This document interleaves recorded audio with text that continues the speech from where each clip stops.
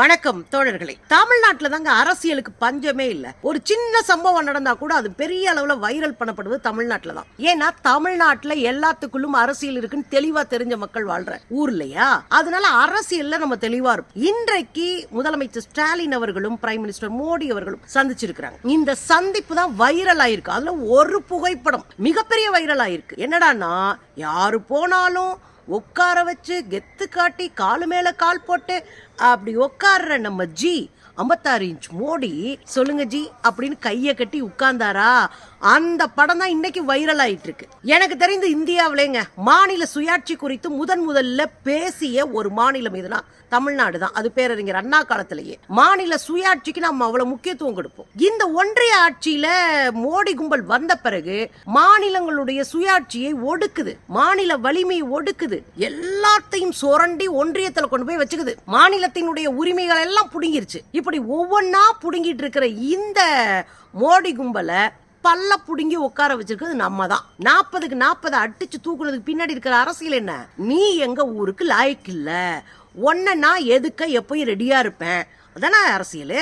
அது மட்டும் இல்லைங்க, நாம தொடர்ந்து கேட்டுட்டு இருக்கோம், மழை வரும், வெள்ளம் வரும், வறட்சி வரும், ஒத்த பைசா ஒன்றியத்திலிருந்து வராது. ஆனா அவங்க ஊரு பக்கம் ஏதாவது தூத்த விழுந்தா கூட போய் உட்கார்ந்துருவானுங்க பணமூட்டையோட. ஜிஎஸ்டி வசூல் பண்றதா இருந்தா நம்ம அம்மா சீதாராமன், நிர்மலா சீதாராமன்ல தொடங்கி மோடிஜி வரை 36 தடவை வந்து வாங்கிட்டு போவானுங்க. காசை அடிச்சிட்டு போறதுக்கெல்லாம் நம்ம தேவைப்படும். ஆனா தமிழ்நாட்டினுடைய வளர்ச்சி, தமிழ்நாட்டினுடைய தொழில், தமிழ்நாட்டினுடைய கல்வி, தமிழ்நாட்டினுடைய பண்பாடு, கலாச்சாரம், தமிழ்நாட்டினுடைய சுயமரியாதை, இதெல்லாம் பேசினா உங்களுக்கு பிடிக்கவே பிடிக்காது. அது சுயமரியாதை, திராவிடம், சமூக நீதி, அம்பேத்கர், கம்யூனிசம்ன்ற வார்த்தைகளே பிடிக்காதவங்களுக்கு. ஏன்னா கதற ஆரம்பிச்சிருங்க. இந்த கும்பலை கதற விடுறதுக்கான ஆட்கள் தாங்க தமிழ்நாட்டில் இருக்கிறோம். கொஞ்ச நாளைக்கு முன்னாடி அமெரிக்காவுக்கு போனார் நம்முடைய முதலமைச்சர் ஸ்டாலின் அவர்கள். அங்க போய் 8,000 கோடி ரூபாய் அளவுக்கான மொத்த முதலீடுகளையும் கலெக்ட் பண்ணிட்டு வந்திருக்காரு. பல விஷயங்கள் இங்க ஆரம்பிக்கப்பட்டுருச்சு. ஆனா அவர் வெளிநாட்டுக்கு போனார்னா, அமெரிக்காவுக்கு போனார்னா, இங்க இருக்கிற சில்லறை சங்கி கும்பல் இருக்கும்ல,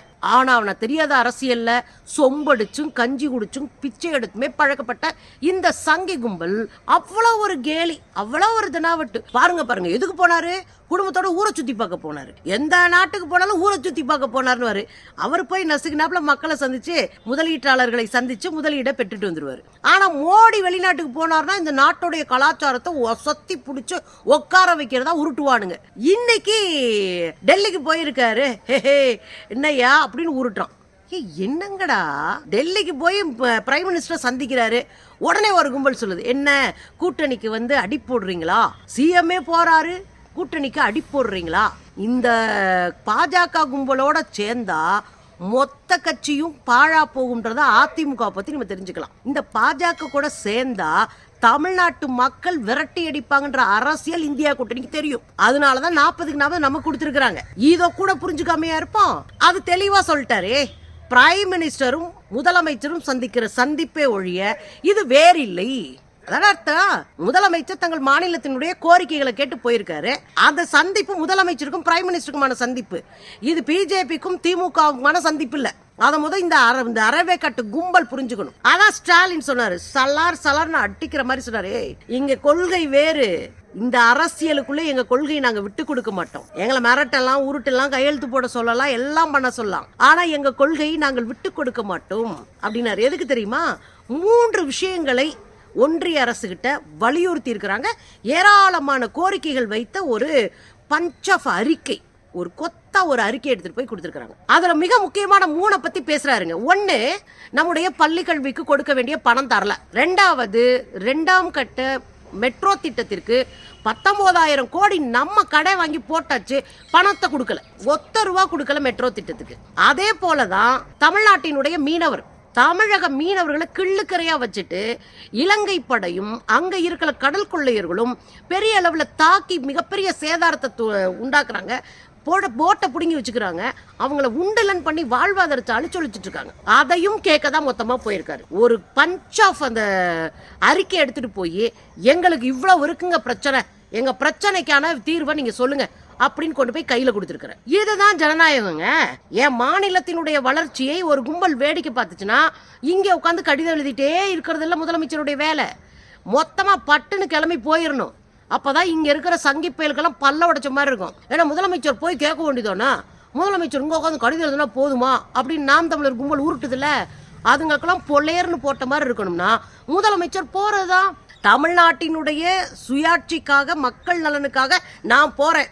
ஆனா காவி பயல்கள் இறங்கி வரல, காவி பயல்கள் எதுவும் தரல, காவி பயல்கள் வேடிக்கை பார்க்கறானுங்க. காவி பயல்களை பல முறை சந்தித்தும் பல மேடைகளை சொல்லியும் அவர்கள் தமிழக மக்களினுடைய நலனை கிள்ளுக்கிறியாக பார்க்கிறார்கள். இந்த உண்மை வெட்ட வெளிச்சமாய் போயிரும்ல, இந்த சந்திப்புல இந்த உண்மை வெட்ட வெளிச்சமாயிரும்ல.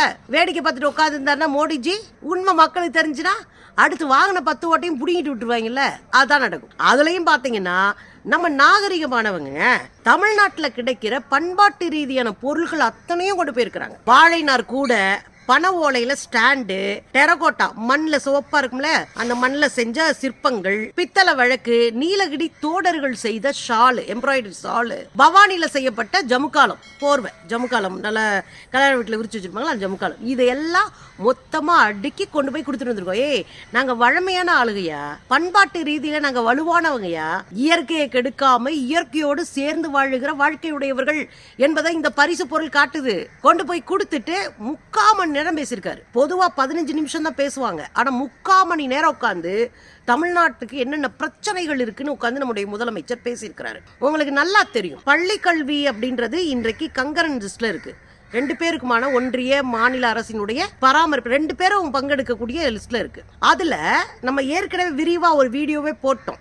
இருந்தாலும் உங்களுக்கு நினைவூட்டுறேன். PM ஸ்ரீன்னு ஒரு திட்டம், அந்த திட்டத்துல நீங்க கையெழுத்து போடுங்க, அந்த ஒப்பந்தத்துல கையெழுத்து போடுங்க, அப்பதான் நாங்க காசு தருவோம். அந்த ஒப்பந்தத்துல கையெழுத்து போடலன்னா நாங்க உங்களுக்கு பள்ளி கல்வித்துறைக்கு காசு தர மாட்டோம். என்ன அராஜகம்! எனக்கு புதிய கல்விக் கொள்கையில நம்பிக்கை இல்ல. புதிய கல்விக் கொள்கை என்னுடைய சமூகத்துக்கு விரோதமானதா பாக்குறேன். அது சனாதனத்திற்கு ஆதரவானதா பாக்குறேன்.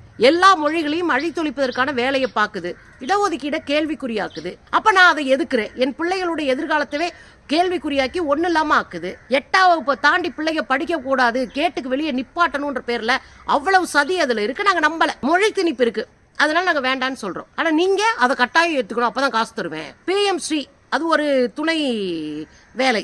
அந்த வேலையில சிறப்பு பள்ளிகளை தேர்ந்தெடுத்து அதுக்கான பணம் ஒதுக்கிட்டு எல்லாம் பண்றாங்க. அது காசு கொடுக்கணும்னா நீ இதுல கையெழுத்து போடு. இது என்னன்னா உன்னை கட்டி வச்சுக்கிட்டு உன்னை அவுத்து விடுவேன், இதுல கையெழுத்து போட்டு போ அப்படின்னு சொல்ற மாதிரி தான் மாநில சுயாட்சியின் மீது காலை வச்சு அமுக்கிக்கிட்டு கையெழுத்து போட்டாதான் உனக்கு பணம்ன்றது.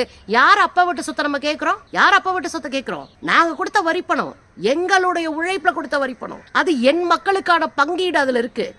நான் மாநிலத்தினுடைய வளர்ச்சிக்கான பங்கீடு அதுல இருக்கு. அதை கொடுக்க மாட்டேன்னு நெஞ்ச நிமித்தி நிக்கிறதுக்கு யார் இவங்களுக்கு அவ்வளவு தைரியம் கொடுத்தது? முதல் தவணையா கொடுக்க வேண்டிய 2152 கோடியை இன்னைக்கு வரையும் தரல. அவன் 2வது தவணை கொடுத்துட்டாங்க. இந்த அராஜகத்தை நம்ம பேச வேண்டாமா? முதலமைச்சர் போனாதானே இன்னைக்கு வெளிச்சத்துக்கு வருது. இல்லன்னா ஒரு கடிதம் எழுதினார்னா வேடிக்கை தான் நம்ம பாக்குறோம். அதே போல மும்மொழி திணிப்பு, இந்த ஒப்பந்தத்துல மொழி திணிப்பு வேண்டான்னு எந்த இடத்துலயும் குறிப்பிடல. அதை எப்படி கையெழுத்து போட முடியுமா? இது ஒரு பக்கங்க.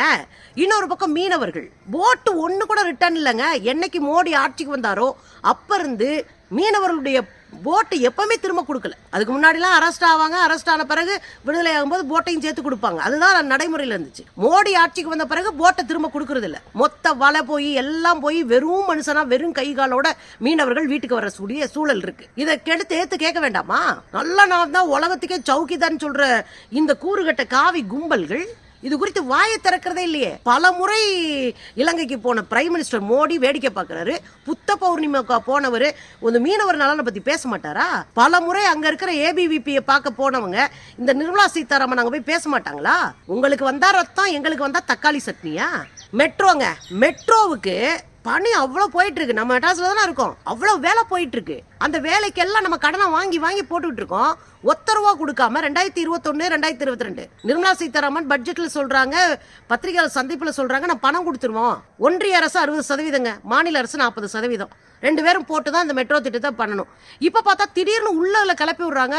நீங்களே பார்த்து முடிச்சுக்கோங்க. ஏமா வரிய வாரி அள்ளிட்டு போவீங்க. ஆனா என் வீட்டு செலவுக்கு நானே பார்த்துக்கணுமா? அப்புறம் என்னத்துக்கு என் வீட்டுல இருந்து சம்பாதிக்கிறது ஓண்ட கொடுக்கணும்? வரிய GST தமிழ்நாட்டுக்கு போடாத, எங்க ஊரை நாங்க பாத்துக்கிறோம். அதானங்க அதுக்குள்ள இருக்கிற அரசியல். அதுல தெளிவா இருக்காரு நம்முடைய ஸ்டாலின் அவர்கள். கொள்கையை விட்டு கொடுக்க மாட்டாங்க. எங்களுக்கு 2 மொழி கொள்கை தான், இருமொழி கொள்கை தான். நாங்க விட்டு கொடுக்க மாட்டோம். கொள்கையை காவு கொடுத்துட்டு நாங்க எதுவும் கேட்க மாட்டோம். எங்களுடைய வரிப்பணத்துல எங்களுக்கு தர வேண்டிய ஈவை நாங்க தொடர்ந்து போராடி பெறுவோம். அப்படின்னு சொல்லியிருக்கிறார். இந்த சந்திப்பை கேலி பண்ற நாம் தமிழர் கும்பல், திரள் நிதியில வயிறு வளர்க்குற கும்பல் வேடிக்கை பார்க்கணும், ஓரமா நின்று வேடிக்கை பார்க்கணும். மாநில சுயாட்சிக்காக, மாநில அதிகாரத்திற்காக, மாநிலத்தினுடைய அடிப்படை உரிமைக்காக ஒருத்தர் இங்க இருந்து அவ்வளவு தூரம் போய் உட்காந்து பேசியிருக்காரு. நையாண்டி நக்கல். ஊராஞ்சோத்துல உட்காந்து தின்னுக்கிட்டே இருக்கிறவனுக்கு தெம்பும் தெனாவட்டும் இருக்கும். மக்களுக்காக தெருவில் அலைகிறவங்களுக்கு நம்பிக்கையும் சமூக நீதியின் கையில் தூக்கிக்கிட்டு இவ்வளோ தூரம் போயிருக்காரு. பேச்சா பேசுறீங்க, நிறுத்திக்கங்க.